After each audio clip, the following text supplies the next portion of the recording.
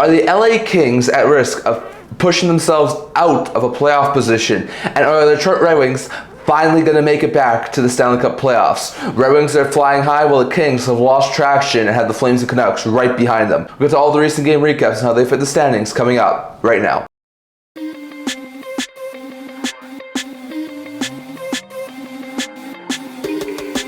Hello everyone, welcome back to another video here at the Internet Hockey Channel. Now before we begin this video, don't forget to like this video and subscribe below. Thank you for all your support. We're not without you guys, so if you haven't already, don't forget to subscribe button down below and don't forget to comment on the comment section below. There's something else listening to this video. So like I said, the race for third spot in the Pacific Division is heating up, and the Detroit Red Wings are in a playoff position. We'll get to how all that happened and all the games from our past couple of days. We saw 4 games happen over on Friday with 9 games happening over on Saturday and on Sunday. So we'll get to all those games here. So back over on Friday, amidst a lot of those trades that we talked about over the past couple of days, we saw a couple of games that happened over on Friday. So first, we saw Buffalo Sabres blow a 2-goal lead, but recovered, scored a late goal, and were able to beat the Nashville Predators 4-3 as they improved to 20-26-5. While the Predators have lost 3 straight and fall to 18-25-7. Bad loss there for Nashville. For the Sabres, Kulich scored twice, Dahlin had 2 assists, Zucker and McLeod both also scored for Sabres in the win, while Shea had a goal and an assist, and Evangelista and Novak both also scored for Nashville in the loss. So a battle between 2 of the lowest teams in the NHL this year, and Buffalo comes narrowly away with a win. Then we saw Dallas Stars score 3 unanswered goals and held on for a 5-3 victory over Vancouver, as they won 4 straight, 5-6, and improved to 33-17-1, while the Canucks had their 3-game win streak end and fall to 23-18-10, so a bad loss there from Vancouver. For the Stars, Robertson, who had 2 goals and an assist, and Hintz, who had 2 goals and an assist, both had 3-point nights, and Bach also scored for the Stars in the win, while Susie, Garland, and the Brest were 3 goal scorers for the Canucks in the loss. So just after they traded JT Miller, it was a loss for the Vancouver Canucks, so a bad loss there for Vancouver, losing ground in the playoff race. Then we saw the Colorado Avalanche open the scoring and shut out the St. Louis Blues 5-0 as they've improved to 30-21-2, dropping the Blues, who have lost 4 straight and 5-6, 23-25-4. So a bad loss there for St. Louis. For the Avalanche, Durant had 3-point night with 2 goals and an assist. Natchez was first member of the Colorado Avalanche. Makar and Kiviranta were also scored, and Blackwood stopped all 19 shots he faced in the shutdown win for Colorado. So a very good win there for Blackwood, while the Blues, like we said, falter. So a bad loss there from St. Louis as they lose ground in the playoff race. Then we saw Columbus Blue Jackets score 3 unanswered goals and came from behind to take down Utah in overtime 3-2 as they've won 3 straight, 4-5, and improved to 26-19-7. Well, the Utah Hockey Club has a 4-game losing streak and fall 21-21-9 on the year, so a bad loss there for Utah. For the Jackets, Werenski had a goal, which was the OT winner, and an assist, and Marchenko and Johnson both also scored for Blue Jackets in the win, while Keller had 2 assists, and Schmaltz and Kerfoot both also scored for Utah in the loss. So a bad loss there from Utah, losing in overtime to the Columbus Blue Jackets. Those were the 4 games we saw over on Friday. Going over to the 9 we saw over on Saturday. First, we saw the Florida Panthers score 5 unanswered goals, and after getting up an early goal, came back and beat Chicago 5-1. As Florida's won 6 of 8 and improved to 31-19-3, while the Blackhawks have lost 6 straight and fall to 16-31-5. A bad loss there for Chicago. For Florida, Reinhart had 3-point night, goal, 2 assists. Verhage had a goal and an assist. Barkov had 2 assists, and Rodriguez, Kachuk, and Gadrich also scored, with Bobrovsky stopping 24-25 shots he faced in the win for the Panthers, while Slager was 1 goal scorer for Blackhawks in the loss. So balance there from Chicago, losing at the hands of Florida. Then we saw Boston Bruins score 3 unanswered goals and pulled away, doubling up the New York Rangers 6-3 as they improved to 26-22-6, while the Rangers have lost 3 straight and fall 24-23-4. So after a 10-game point streak, Rangers are definitely slipping as of late and are falling in the playoff standings. For the Bruins, Pastrnak had a 4-point night, hat-trick plus an assist. Zaka had a goal and an assist. Poitras and Marchand both had 2 assists, and Coyle McAvoy both also scored for Bruins in the win, while JT Miller scored twice, his first and second goal back with New York Rangers after the Rangers recently acquired him, and Brodzinski also scored for the Rangers in the loss. So a bad loss there for New York, but Miller's fitting in really well, and the Rangers have some positive momentum going forward, even though they did lose. Then we saw Pittsburgh Penguins open the scoring and beat the Nashville Predators 3-0, as the Penguins improved to 22-24-8, while the Predators lose back-to-back games, have lost 4 straight and fall to 18-26-7. Bad loss there from Nashville. For Pittsburgh, Crosby had a goal and an assist. Raquel and Carlson both had 2 assists. Rustin Tomasino both also scored, and Nedeljkovic stopped all 25 shots he faced in the shootout victory for Pittsburgh. So a really impressive win there from Pittsburgh as they get back in the win column and a little bit closer to a playoff spot.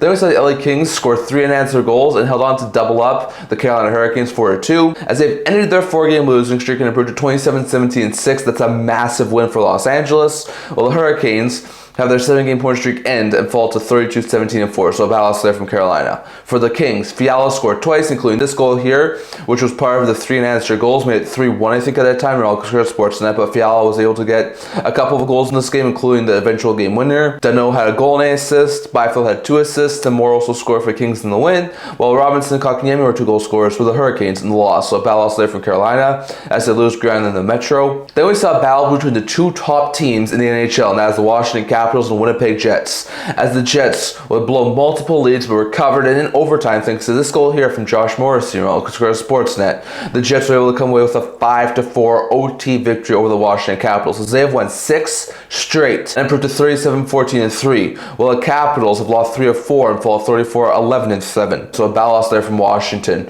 as they are only able to pick up a point in this one. For the Jets, Morrissey scored twice, including the OT winner. Sandberg and Perfetti both had goal and assist. Pionk, Scheifele, and Nemesnikov all had 2 assists, and now Follow also scored for Jets in the win, while Roy had 3 assists, Wilson had goal and assist, and Radish Ovechkin, who's now only 18 away from Gretzky, and Dubois also scored for the Capitals in the loss. So a bad loss there from Washington, as they faltered at the hands of the Winnipeg Jets.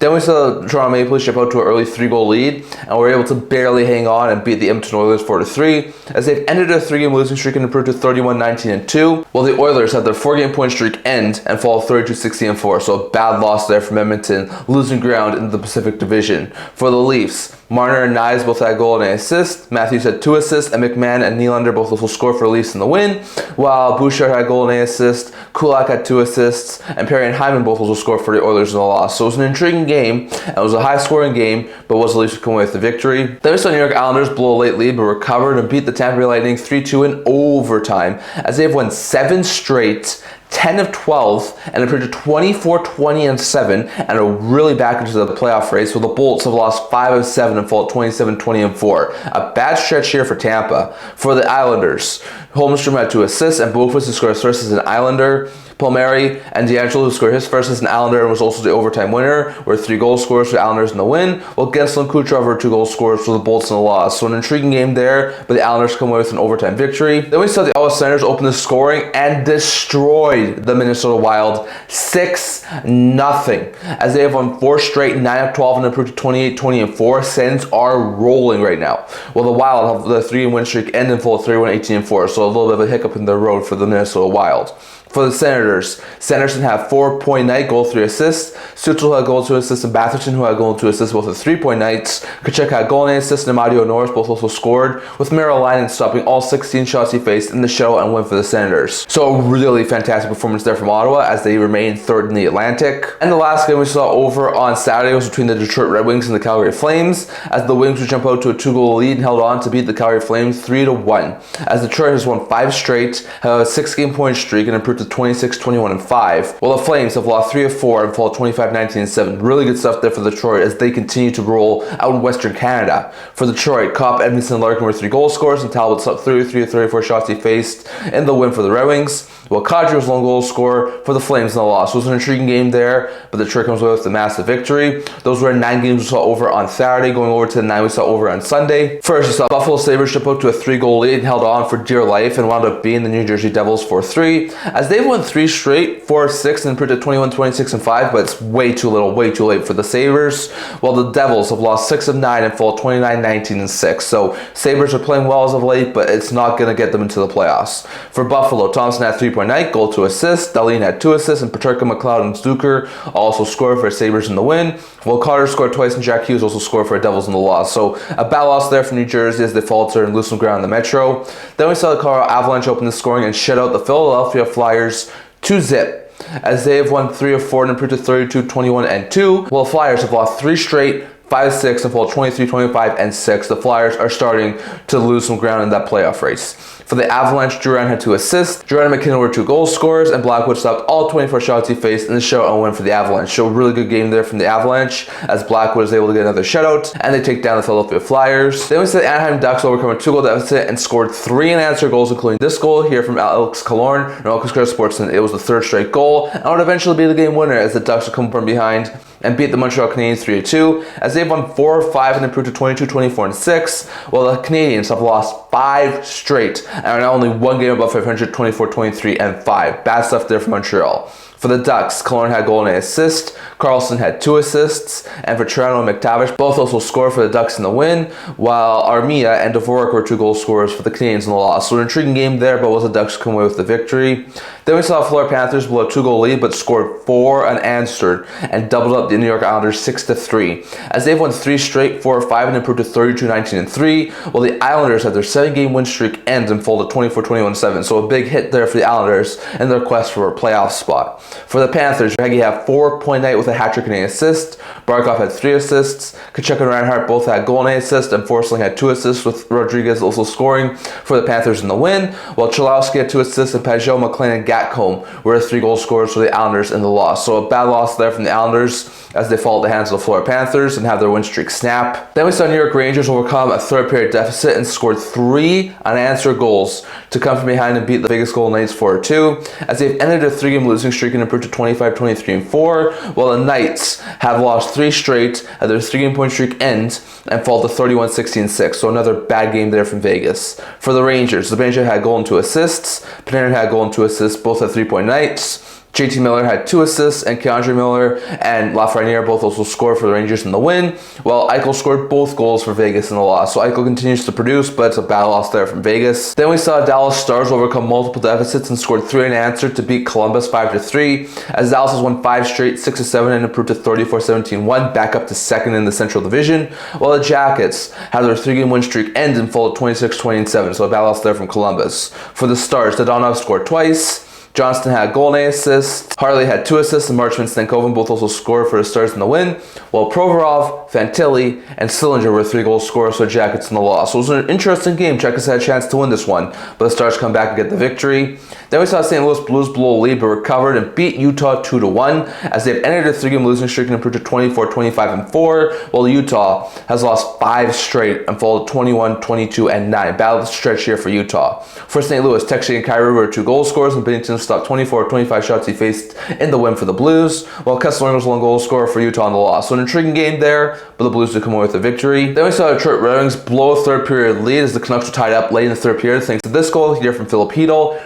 Sportsnet, Hedl would score his first as a member of the Vancouver Canucks, and it would help the Vancouver Canucks at least force overtime, but in overtime the Red Wings were able to get the overtime winner thanks to Alex DeBrincat and beat the Canucks in overtime 3-2, as they have a 6-game win and 7-game point streak and improved to 27-21-5, while the Canucks have a .45 but fall 23-18-11, so a bad loss there for Vancouver. For the Red Wings, DeBrincat scored twice, including the OT winner, and Shore also scored for the Red Wings in the win, while Suter and Hedl, who scored first as a member of the Canucks, were 2 goal scorers for the Canucks in the loss. So a bad loss there for Vancouver, as they do get a point, but they lose ground in the wildcard race.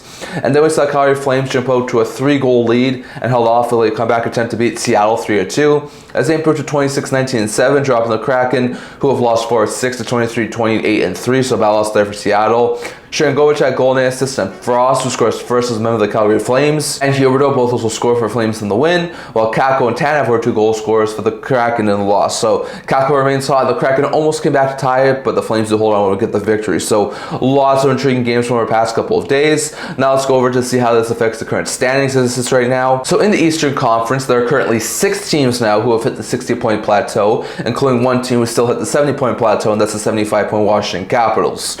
So besides the Caps, you have 68-point Carolina, 67-point Florida, 64-point Toronto and New Jersey, and 60-point Ottawa, who are all at the 60-point plateau. Love to see that. As a Senators fan, couldn't be happier to see Ottawa finally hit the 60-point plateau as one of the first teams in the Eastern Conference to do so. Then you currently have the 2 wildcard teams being 59-point Detroit as first wildcard spot. They've catapulted themselves back into a wildcard spot, with Columbus also at 59 points, also in a wildcard spot. You then have 58-point Tampa and 58-point Boston, both 1 point out of a playoff spot. 55-point NYI is 4 points out of a playoff spot. 54-point NYR is 5 points out of a playoff spot. 53-point Montreal is 6 points out of a playoff spot, and 52-point Pittsburgh and Philadelphia are 7 points out of a playoff spot. So Penguins, Flyers, Canadians all sort of starting to slowly fall out of the playoff race a little bit, but still a really tight race in that Eastern Conference. While in the Western Conference, 7 teams have reached the 60-point plateau, including the 77-point Winnipeg Jets. After them, you have 69-point Dallas,